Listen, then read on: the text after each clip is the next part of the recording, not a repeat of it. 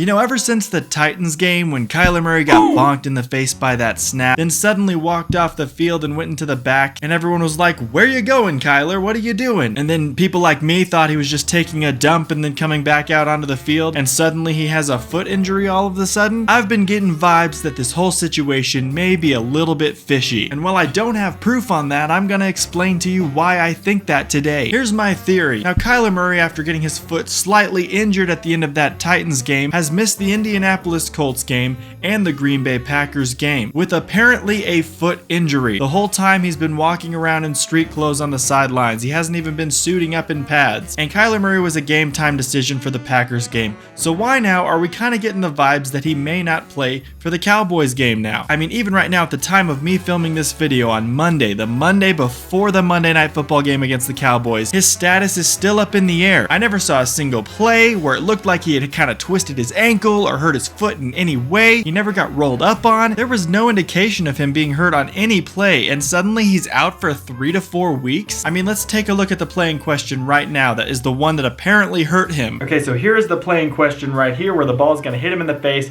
This is where everything started falling apart for the Cardinals in that historically bad loss for the Cardinals franchise. We've seen a lot in the previous years, a ball fly over his head when he's not ready for the snap. For some reason in year 7, he still does not have communication correct with his center. But this time the ball's gonna bonk him square in the face. So right here, here's the play, boom, right in the face. He staggers backwards, and then he's gonna stumble around and fall to the ground. This is where he then went to the back in the locker room for some reason, and everyone was like, where is he going? I don't see anything during this play that makes it look like he got injured at all whatsoever. There's a little pat on the head. Here's the slow-mo of it. Look at his feet. Do you see anything weird happen? Bonk. Stumbles backwards, and then falls on the ground.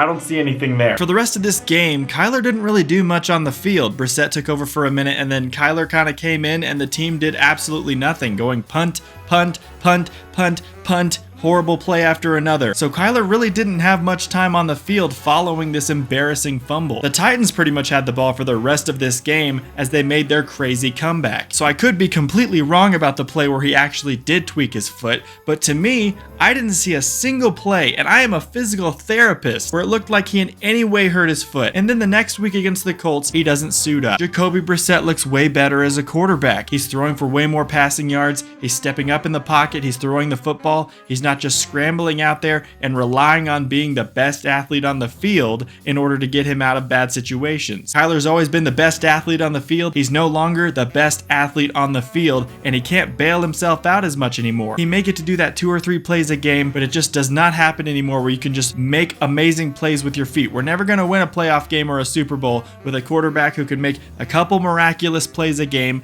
but literally can't play actual quarterback in the NFL. But then he didn't suit up for the Packers game, even though they said he was a game time decision. And now they say he's questionable for the Dallas Cowboys Monday Night Football game. And this is where I come back to something fishy is going on to me. I wonder if maybe the coaching staff thought Kyler Murray ain't the guy and he is not doing what we want at all. But instead of embarrassing Kyler and just benching him, they have instead given him an injury designation. Kyler can pretend he's injured and not play, but something happened behind the scenes where now Coach Gannon is like, I can't stand this guy. I don't want him playing for us at quarterback. I'm still going to go in front of the media and the press and say, if Kyler's healthy, he's our guy. But at the same time, I don't want Kyler to be the quarterback. I want Brissett to be the guy. So they've given him an injury designation of foot when in actuality he's not hurt at all. They just don't want him playing at quarterback. They've benched him, and they don't really want to actually say that to the media because for one, they don't want everybody to know, yeah, we benched our really expensive quarterback for Jacoby Brissett instead of playing this guy we signed to a massive contract. And for two, they may want to be nice to Kyler and make it look like they're not benching him so that they can save some trade value while also not just utterly embarrassing the guy that they made their franchise quarterback for way too long. That could be one of the theories. Another theory could also be related to Kyler's attitude and his leadership. Maybe the coaching staff is fed up with his level of effort. Maybe they're fed up with his lack of leadership on this team. Maybe they wanted him to, at least for a few weeks, see what a quarterback that's actually played and had success sometimes in the NFL, because Jacoby Brissett has had a little bit of success in the NFL as an actual pocket passer. So maybe this coaching staff was like, hey, we're going to give you an injury designation for 2 to 3 weeks. We're going to let you sit there and watch Jacoby Brissett, and this is how we want you to play quarterback. This is how we want you to lead the team. This is how we want you to scramble when you need to scramble. This is how we want you to throw the ball downfield when you need to throw the ball downfield. And maybe the coaching staff was thinking, this guy's just not getting it. He needs to watch a real NFL quarterback throw the football. Granted, I think Jacoby Brissett is a really good backup quarterback and an average to below average starter in the NFL. So it's not like you're watching Drew Brees out there or learning from Tom Brady, but still, Jacoby's been a great pocket passer and a great quarterback, and he may be a better leader than Kyler Murray on this team right now. So I just can't get past the fact that, is Kyler Murray really injured right now, or is something fishy going on? It doesn't make any sense to me, and I want to know your opinions in the comments below. Let me know if you think something fishy is going on, or if you think Kyler's actually injured, because if he is injured, I think he's Charmin soft. Kyler has been known in the past, other than the ACL injury, to be a player who is made of glass, and anytime he gets remotely hit in any sort of light, soft way, he ends up being injured for an extended period of time, so I wouldn't put it past him to somehow be injured. Maybe he got injured taking a dump in the bathroom when he left the Titans game. Constipation is a horrible thing. One thing I know for certain is that the Cardinals need to get rid of Kyler Murray at the end of this year or before that, and then we need to look to the future with Jacoby Brissett for the rest of this year, and then whoever we end up finding next year. But I really do not think that Kyler Murray is injured, and that's my conspiracy theory for the day. Let me know what you think in the comments below, and I will see you very soon with my next video.